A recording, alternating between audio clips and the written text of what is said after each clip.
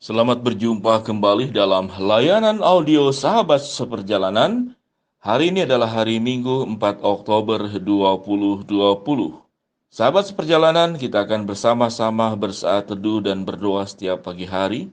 Tema hari ini yaitu bersandar di bahunya. Bersandar di bahunya. Firman Tuhan terambil dalam Mazmur 31 ayat yang ke-17 sampai dengan ke-18. Demikian bunyi firman Tuhan. Kuda adalah harapan sia-sia untuk mencapai kemenangan, yang sekalipun besar ketangkasannya tak dapat memberi keluputan. Sesungguhnya mata Tuhan tertuju kepada mereka yang takut akan Dia, kepada mereka yang berharap akan kasih setianya. Mari kita berdoa. Bapa yang di dalam surga, hamba-Mu berdoa ya Tuhan buat setiap sahabat perjalanan di dalam berjuang dalam kehidupan ini, setiap kuda tunggangan dalam kehidupan kami yang kami andalkan, yang kami harapkan, namun seringkali justru apa yang menjadi potensi yang selama ini kami andalkan, sesungguhnya tidak dapat memberikan sebuah harapan pasti dan hasil yang jelas. Hanya kepada-Mu lah ya Tuhan, kami bersandar dan berharap menghadapi kelelahan hidup ini. Di dalam nama Tuhan Yesus kami berdoa. Amin. Sahabat seperjalanan yang dikasihi Tuhan, tatkala kita berjuang, kita berusaha, kita sudah mati-matian melakukan segala sesuatu yang menjadi tanggung jawab di dalam hidup kita, disertai dengan harapan dan keyakinan bahwa akan menemui jalan yang makin terbuka dan situasi yang semakin cerah.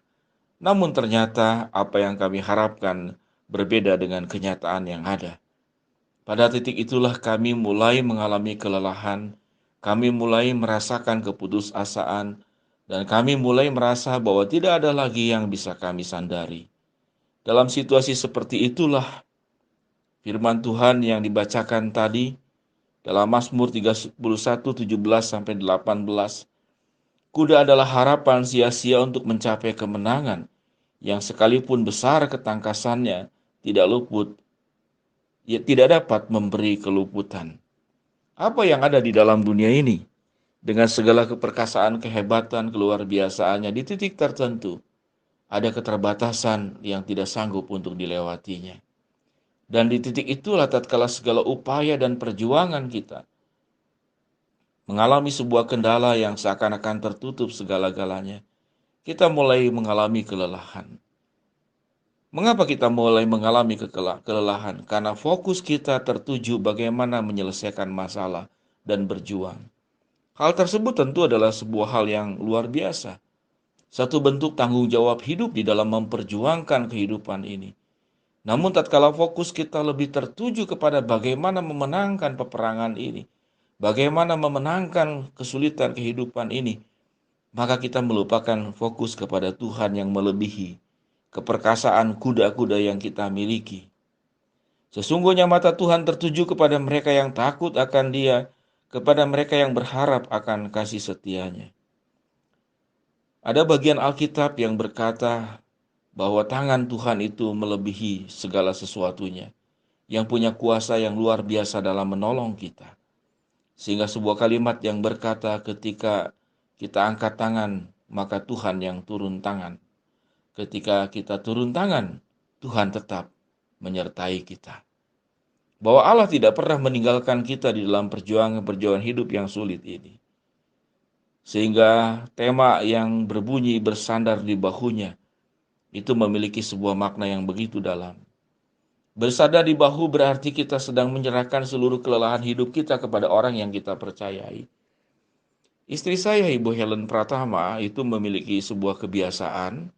Biasanya kalau saat kami berdua melayani bersama-sama naik pesawat, dan ada satu masa perjalanan yang sangat panjang, karena menghantar anak yang akan kuliah di Eropa. Di sanalah kemudian istri saya punya kebiasaan dalam perjalanan yang demikian panjang, yaitu suka menyandarkan kepalanya itu di bahu saya. Saya tidak pernah bertanya apa maknanya. Namun yang jelas, kalau saya boleh bahasakan, di dalam situasi apapun juga istri meyakini ada suami yang bisa diandalkan. Padahal sesungguhnya saudara-saudara, tempat duduk pesawat kalau perjalanan ke luar negeri itu jauh lebih nyaman. Rasanya lebih nyaman ya kalau bersandar di bahu saya, karena saya juga sudah mulai agak kurus. Yang terasa mungkin ada bagian tulang tertentu yang rasanya tidak memberikan kenyamanan. Namun memberikan kenyamanan karena ada pribadi yang akan selalu bersama dengan Ibu Helen, yaitu suaminya saya sendiri, untuk melewati kehidupan ini bersama-sama, apapun keadaannya, apapun kesulitannya. Jikalau kita bersandar di bahu Tuhan, maka Tuhan adalah pribadi yang memberikan sebuah kepastian, kenyamanan, penerimaan yang tidak ada duanya di dalam dunia ini. Kalau saudara membaca, saudara, dalam Injil Matius pasal 11 dikatakan, "Marilah kepadaku semua yang letih lesu dan berbeban berat, aku akan memberikan kelegaan kepadamu." Sahabat seperjalanan yang dikasihi Tuhan, kuda adalah harapan sia-sia untuk mencapai kemenangan. Kuda bagi saya melambangkan seluruh dan segala hal yang selama ini kita andalkan. Namun tatkala yang kita andalkan ternyata tidak mencapai sebuah harapan yang sesungguhnya. Baik itu orang-orang di sekitar kita, baik itu sumber daya, baik apapun juga, kesempatan, peluang di dalam usaha dan di dalam segala sesuatunya. Maka semua sandaran-sandaran kita yang kita andalkan sekian lama itu, ada masa dan ada titik tidak bisa memberikan harapan kembali kepada kita.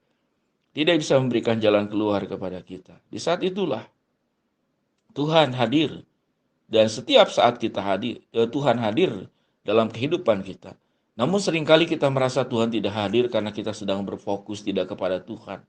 Sehingga melupakan Tuhan yang hadir di tengah-tengah kita. Membiarkan Tuhan yang tetap menawarkan seluruh kebaikannya ke dalam kehidupan kita. Namun bahunya, bersandar di bahunya, adalah sebuah perlambangan bahwa Tuhan itu selalu hadir untuk menolong kita, menguatkan kita, menjadi penopang, menjadi penyelamat, menjadi batu karang yang kokoh, menjadi mercusuar untuk menerangi kehidupan kita yang gelap, menjadi petunjuk jalan di dalam menemukan tujuan hidup dan mencapai tujuan yang sesungguhnya. Bersandar di bahunya, mari kita belajar untuk percaya. Bagi sahabat seperjalanan yang sedang lelah berlari, lelah mengejar, lelah berharap, lelah untuk mempercayai orang tertentu yang sudah mengecewakanmu, lelah berjuang, lelah untuk bertahan. Mungkin juga engkau berkata, "Aku lelah bernafas." Engkau juga lelah di dalam menatap peluang. Engkau lelah menggenggam, karena apa yang sudah engkau genggam sekian lama bisa terlepas. Engkau juga lelah untuk menanti dan berharap yang tak kunjung hadir. Pada saat inilah kita boleh kembali mempercayakan hidup kita ke dalam tangan Tuhan. Tuhan akan menerima engkau apa adanya. Tuhan akan mencintai engkau apa adanya. Dan Tuhan menyediakan segala yang terbaik untuk menolongmu. Tugas kita adalah untuk belajar bersabar di dalam proses hidup ini. Percayalah bahwa waktu Tuhan adalah waktu yang terbaik, yang terkadang tidak sama dengan waktu kita. Cara Tuhan adalah cara yang terbaik, yang terkadang tidak sama dengan cara-cara kita. Bersandarlah di bahunya. Mari kita berdoa. Bapa yang di dalam surga, hamba-Mu berdoa bagi kami yang sedang mengalami sakit, baik di rumah sakit maupun di rumah. Tuhan bukakan, Tuhan yang menyembuhkan, Tuhan yang menjamahnya. Kami juga berdoa untuk salah seorang sahabat seperjalanan yang harus mengalami cuci darah seminggu 2 kali. Biarlah ya Tuhan tetap menguatkan imannya untuk perjalanan panjang melewati sakit yang ada, harus cuci darah seminggu 2 kali. Tetap diberikan sukacita ilahi dalam kelemahan fisiknya, dan jamahan-Mu yang akan menolong. Hamba-Mu berdoa kami sahabat seperjalanan yang menghadapi kendala, kesulitan, problem hidup, Engkau yang bukakan jalan. Kami yang sedang berharap dan meminta sesuatu, Tuhan akan kabulkan dengan cara sesuai dengan waktu-Mu dan sesuai dengan kehendak-Mu. Dalam nama Tuhan Yesus kami berdoa. Amin. Shalom sahabat seperjalanan, selamat hari Minggu, selamat beribadah.